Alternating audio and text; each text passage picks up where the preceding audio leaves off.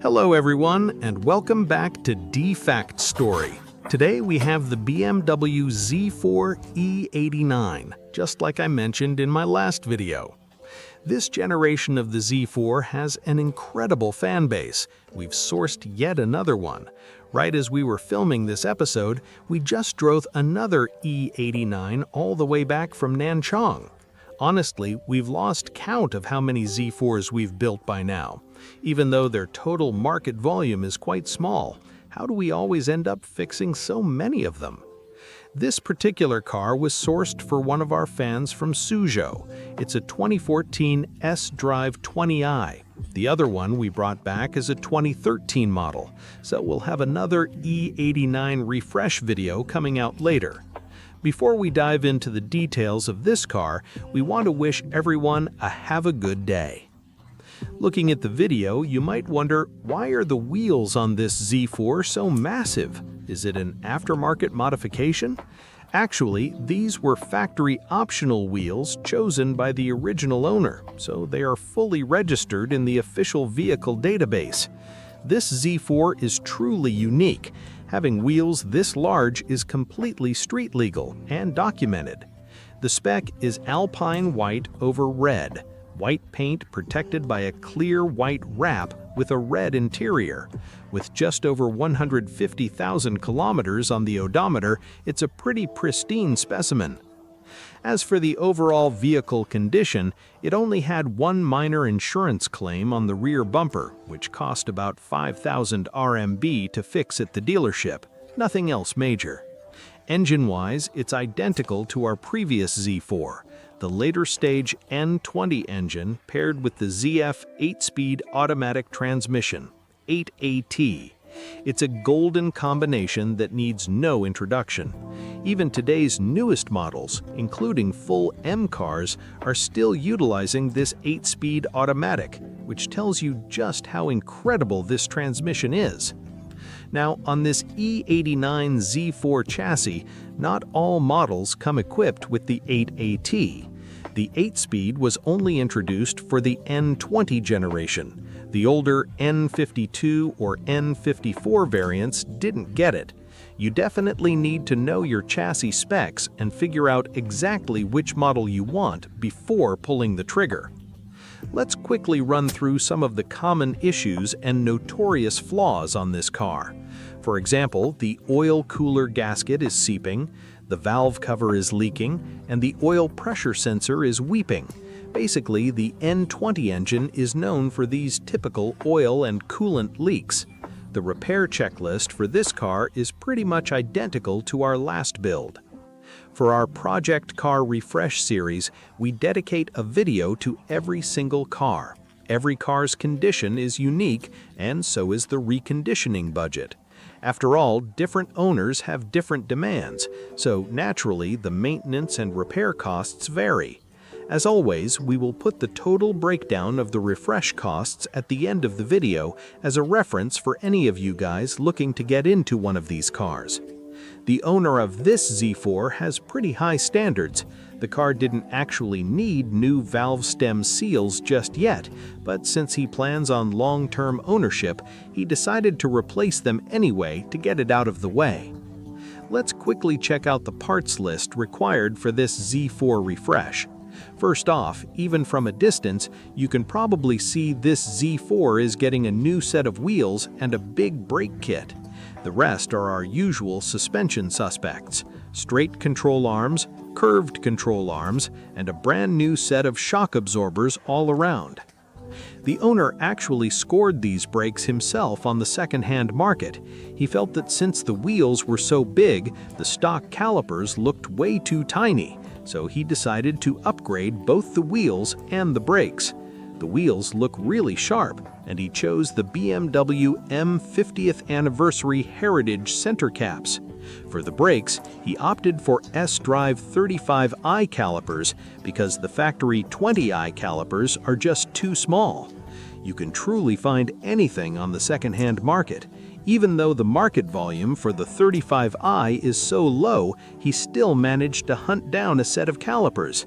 Later on, we'll refurbish them, sand them down clean, repaint them, and apply a fresh coat of premium PPG paint.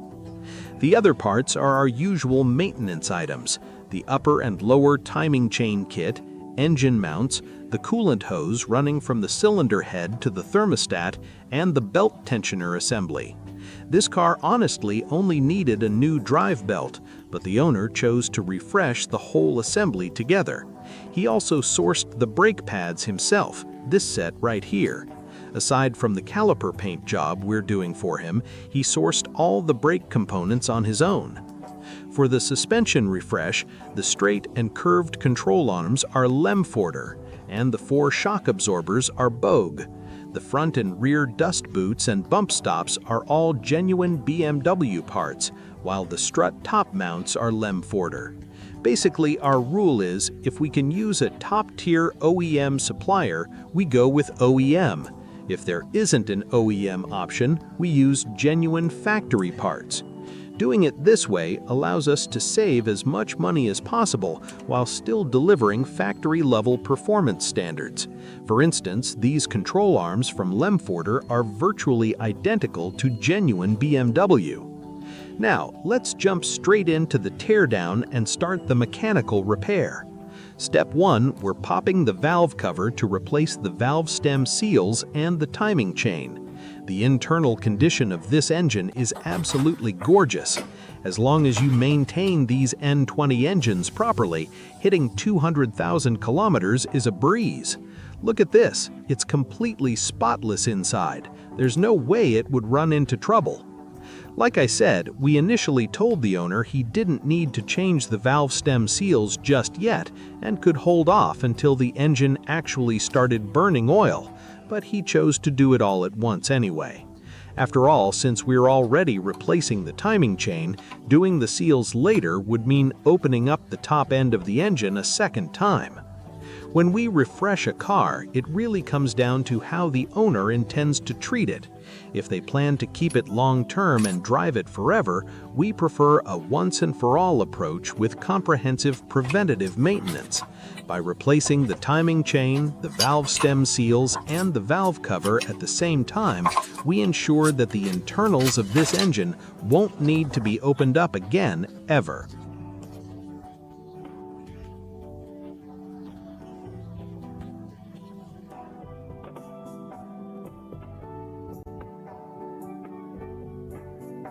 Nice. For those of you who aren't too familiar with BMWs, you might not be entirely sure what we're doing right now. We are currently replacing the valve stem seals. To change them out, you have to completely tear down the entire top end of the engine. As these cars get older, they almost all start burning oil. On BMWs, the vast majority of the time, the culprit is exactly these valve stem seals. The good news is, fixing an oil-burning BMW doesn't require a full engine overhaul. Replacing these seals is usually all it takes. This little guy right here is what we're talking about. It hugs the valve stem as it moves up and down. Over time, the rubber degrades, hardens, and loses its sealing capacity.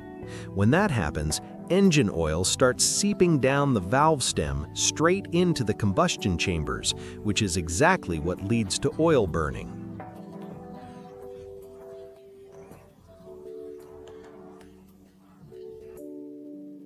Here they are. These are actually color-coded and separated into intake and exhaust sides. The red ones are for the intake, and the green are for the exhaust.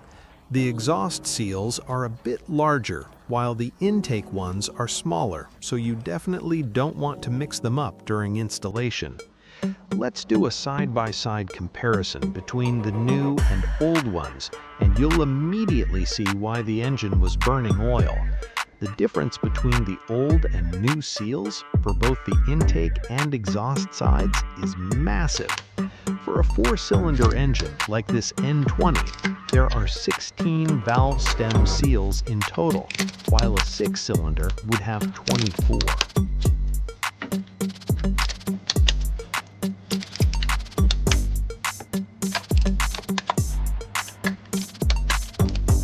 When replacing the valve stem seals on BMW N55 and N20 engines and removing the spark plug tube seals, we absolutely must replace the gaskets.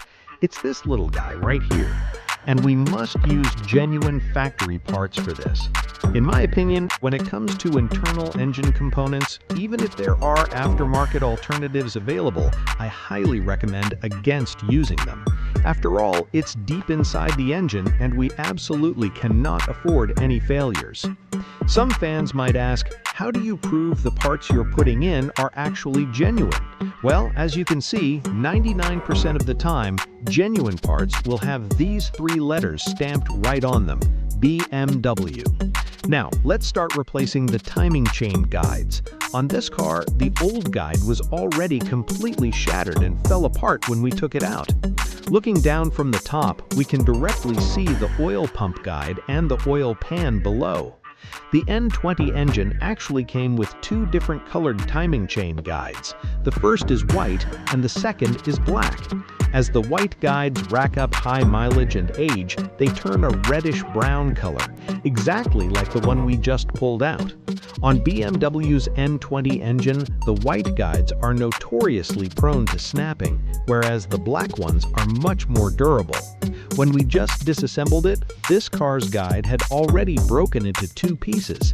The later stage black guides are definitely tougher and more durable than the white ones. Now, I'm sure some of you guys have a question. If you just said the black guides are more durable than the white ones, why are we replacing it with a white one? We actually ran an experiment on this before, and we discovered that the later stage N20 engines equipped with black guides used a thinner timing chain. In other words, their dimensions are completely different. The early stage chain is thicker, so the two setups are completely interchangeable. If you force it, it'll bind up, so swapping them blindly is an absolute no-go. We always have to cross-reference the parts using the car's VIN, chassis number. Don't just guess blindly. Everything must be verified by the exact number. One great thing about going genuine is that each part has a unique, precise part number, whereas aftermarket or OEM equivalent options can be a bit of a mixed bag. The internal engine assembly is now complete. We've hand-cranked it 2 full rotations. Everything clears perfectly, so we can go ahead and put the cover back on. This is exactly how the engine rotates. Now, let's open up the brand new genuine valve cover and install it.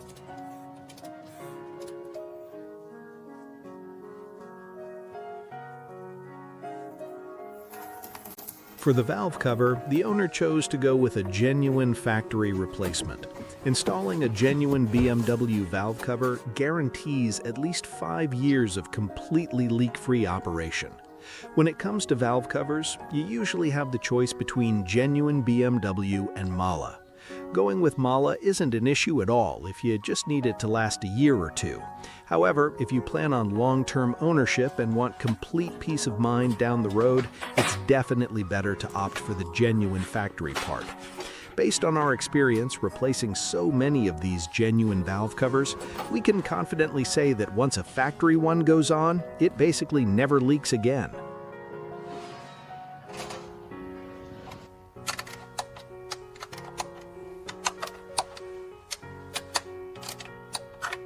This part right here is installed on top of the valve cover. It's the Valvetronic motor flange seal. Just so you know, a brand new valve cover doesn't actually come with this. You can choose to replace it or reuse the old one. If we don't replace it, we can just apply a tiny bit of RTV sealant before reinstalling it, and that will keep it from leaking too.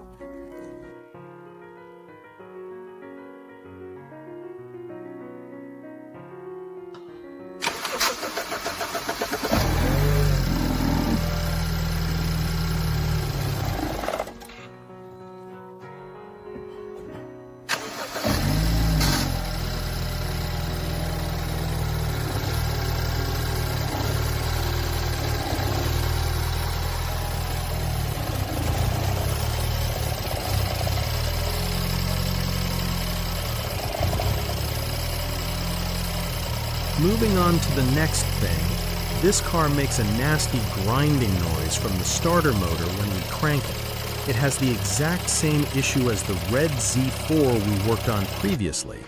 The culprit is the starter motor itself. The gear isn't retracting properly after the engine fires up.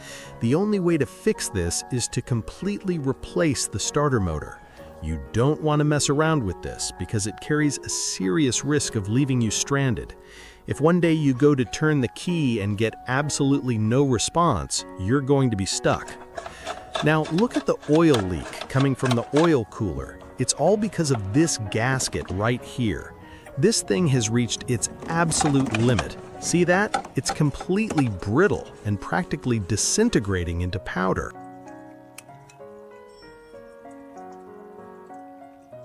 To fix this oil leak, all we need to do is replace these two gaskets. These are basically the equivalent of the oil filter housing gaskets on a B48 engine.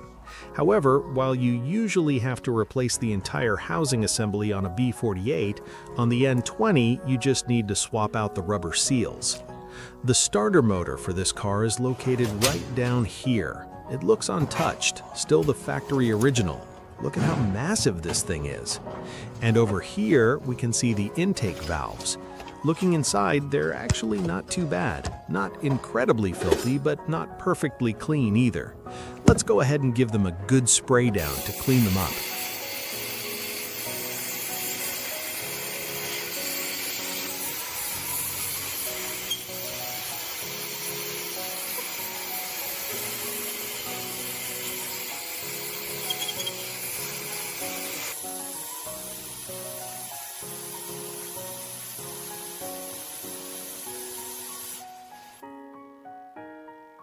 Nice! This is the new Valeo starter motor, and here's the packaging.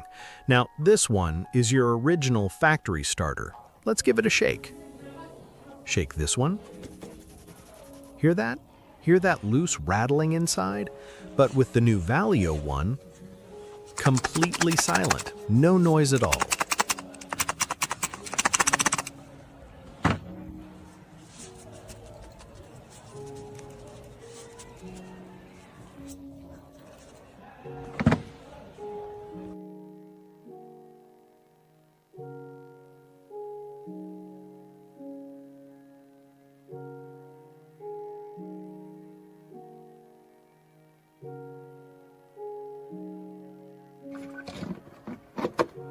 Let's take a look at the chassis. First of all, the underbody is in great shape. No signs of scraping or bottoming out anywhere. It hasn't really taken any hits. And looking through this gap right here, oh man, it's actually surprisingly dry. This wetness right here is likely just leftover residue from that old valve cover leak. See up there? That's the valve cover. The vacuum pump I just filmed for you is right above this. Look at that. There's a ton of oil caked on it. We've removed the underbody splash shield now, so let's see how the chassis actually looks. The oil pan isn't leaking a single drop of oil. The drive belt shows some slight aging, but those are minor issues. The oil pan being completely dry is exactly why we always recommend buying the later stage N20 engines. On the later stage N20, BMW didn't just update the turbocharger system, they upgraded the actual components and manufacturing materials across the board, fixing almost all the early revision flaws. The only things that didn't get improved are these common wear and tear items, what we call the notorious flaws. For example, this turbo inlet pipe is leaking oil heavily. On the other hand, these 4 turbocharger coolant lines don't look like they're leaking right now, so we're going to leave them alone. Messing with them requires a massive amount of extra labor. Instead, we're choosing to replace the entire set of control arms along with the shock absorbers. The shocks show clear signs of leaking oil, with a ton of road grime caked onto the bottom of them. The straight and curved control arms on this car are still the factory originals and have never been changed. The hydro bushings on the curved arms, tension struts, are completely blown and leaking fluid on both the left and right sides. The right front shock absorber has a very obvious heavy leak. These are all standard chassis wear and tear items. Once we swap out the whole setup, the car's ride quality and handling dynamics will definitely get a massive upgrade. Here is the brand new set of straight and curved control arms we're installing, all sourced from Lemförder. These two are the rear shock absorbers, and they are completely blown and shot. For the shocks, we're running Boge. The dust boots are genuine factory parts, and the strut top mounts are Lemförder. Now let's get to work on replacing the front shock absorbers.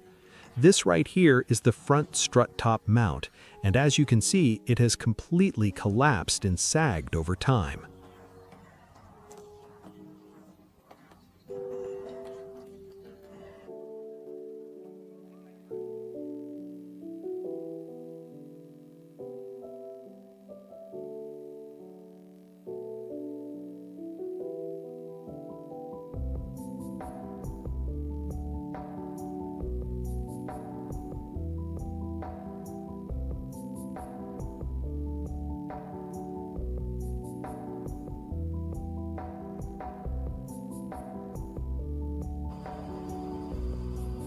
Both front shock absorbers are completely blown, and the same goes for the strut top mounts. Let's take a look at this. This right here is the dust protection washer. The brand new top mount doesn't actually come with this, so when we assemble the new mount, we absolutely have to transfer the old washer over. This is the front dust boot. For the shock absorber dust boots and bump stops, you absolutely must use genuine factory parts. Let's look at the original factory dust boot that came with the car. After all these years, even though it has shrunk a bit, it hasn't disintegrated into powder.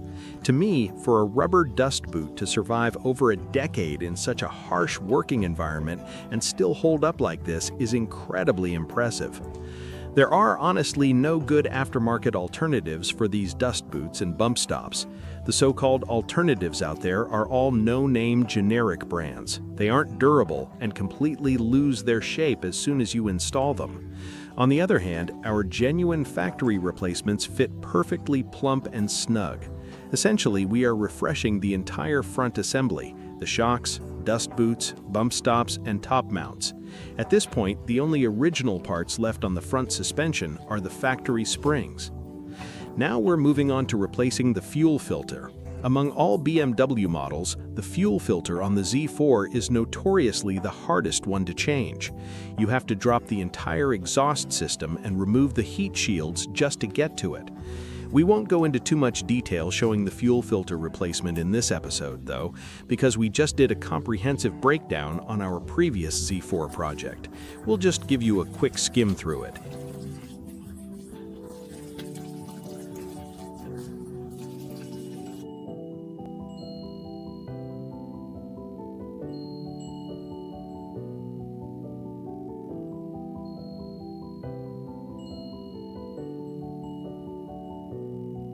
Let's take a look at how filthy this fuel filter actually is. It's turned completely pitch black inside.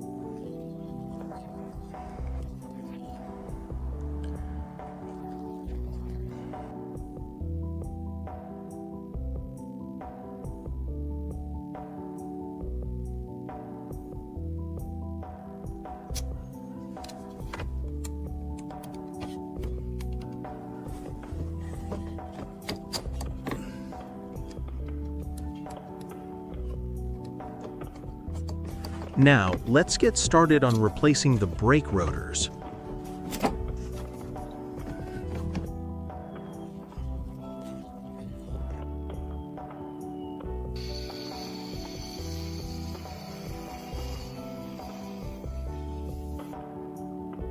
Here they are. These are the S-Drive 35i calipers after our refurbishment process. For the paint, we used premium PPG automotive paint, and the owner opted for a classic red finish. We didn't just spray right over them.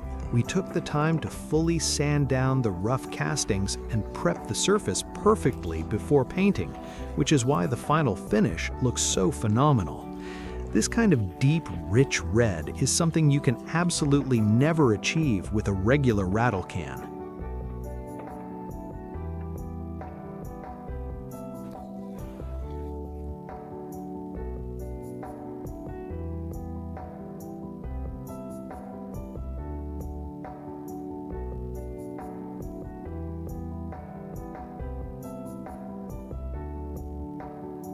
Now we're doing the coolant refresh. We're pulling the hoses to flush out the old antifreeze. Man, it's freezing tonight. The weather here in Hefei drops right down to near freezing at night. But to make sure the owner can pick up his car on time, we've decided to pull a late night and work some overtime. Next up is this coolant hose that runs directly to the thermostat. We replace these on site because the failure rate on them is just too high. They love to blow out. Let's look at the design of this thermostat hose connection.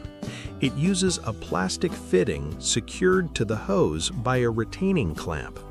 Over time, this plastic fitting degrades and gets brittle.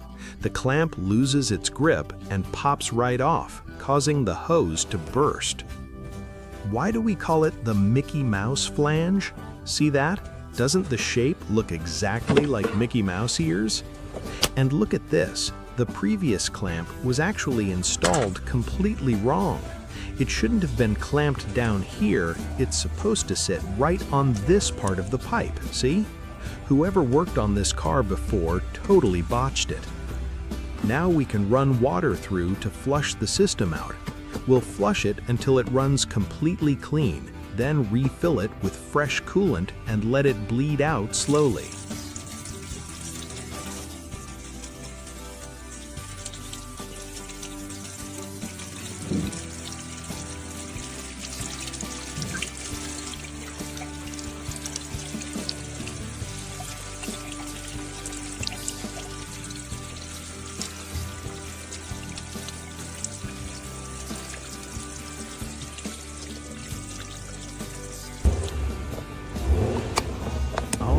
Time to pour in the fresh coolant. Let's get this swapped out.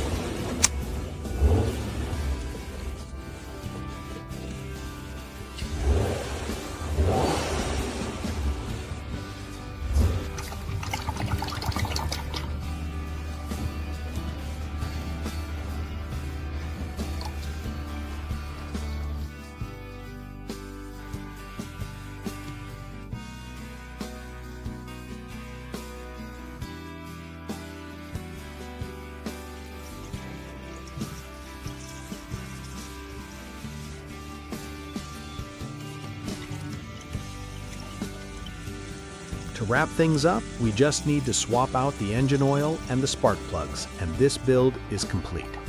For the oil, we're using 5 liters of genuine BMW 5W30, along with a genuine factory oil filter. 5W30 is the absolute perfect viscosity weight for the N20 engine. And remember, a genuine oil filter is just as vital as high-quality oil itself. You can't afford to cut corners on either one.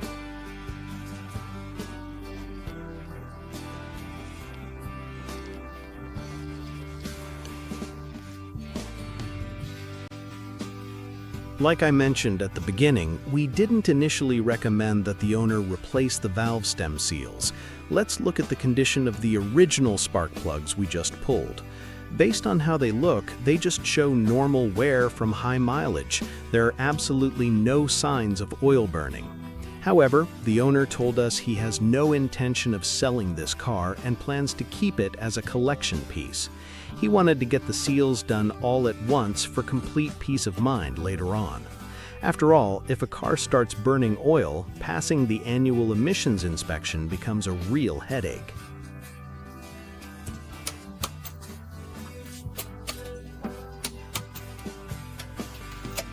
This right here is the CarPlay module for your car, along with the backup camera setup and a Papago dash cam.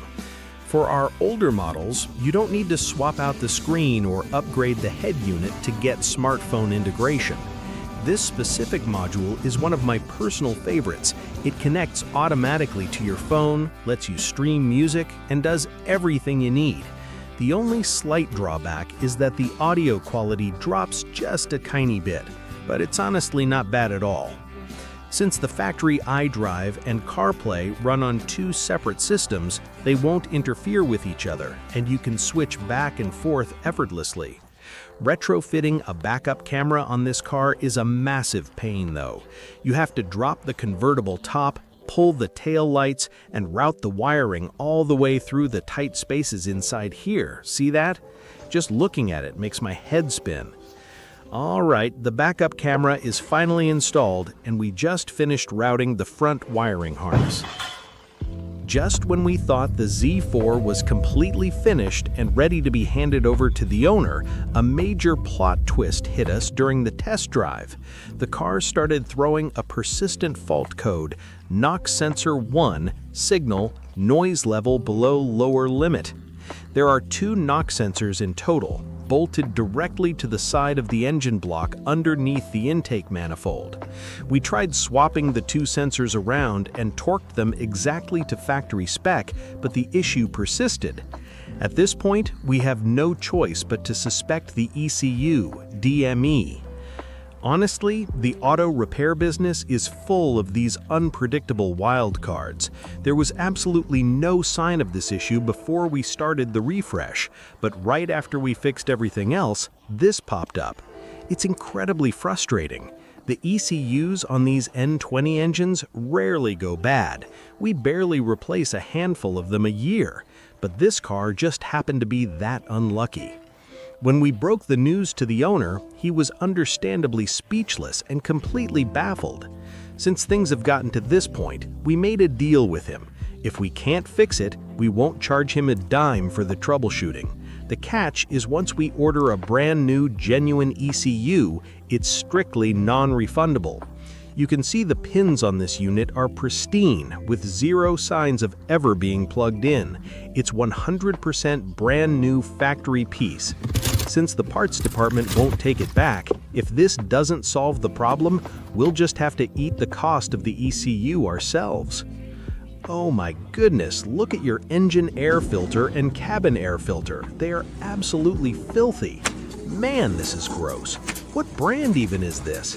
Let me tell you, when it comes to the cabin filter for this car, both Molly and genuine BMW are completely back-ordered across the entire country. There's only one premium brand left with stock available, and that's Freudenberg, Corteco. Even though it's quite expensive, hey, at least they have it in stock. Right now, for the E89 chassis Z4, Molly and factory cabin filters are completely wiped out on the market. The only reputable brand you can actually source is Freudenberg.